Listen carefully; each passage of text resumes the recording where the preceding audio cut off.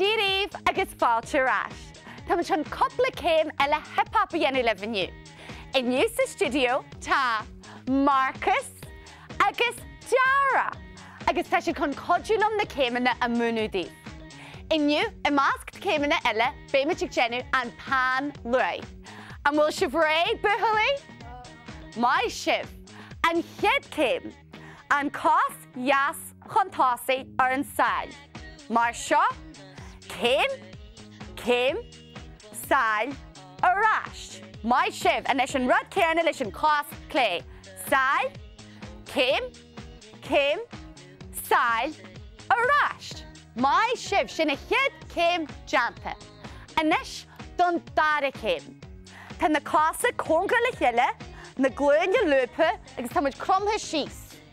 Agus tá muid chun an sail a lacu ma ar tíú. Mar seo, agus a tíú eile, un tá mai.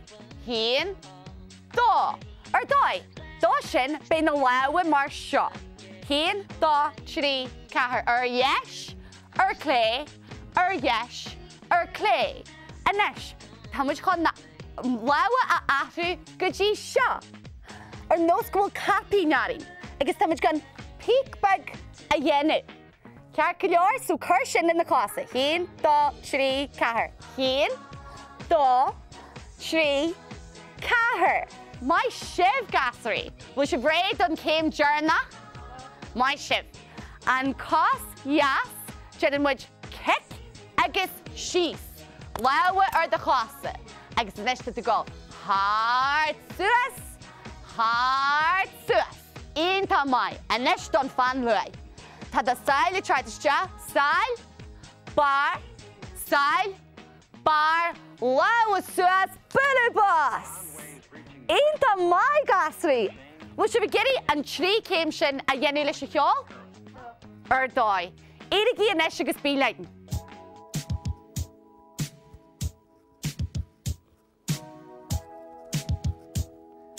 Hín, dó, trí, cethir. Sail agus thar.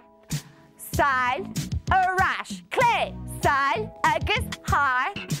Sail, arás. Leabha. Hín, dó, trí, cethir. Capín. Hín, dó, trí, cethir.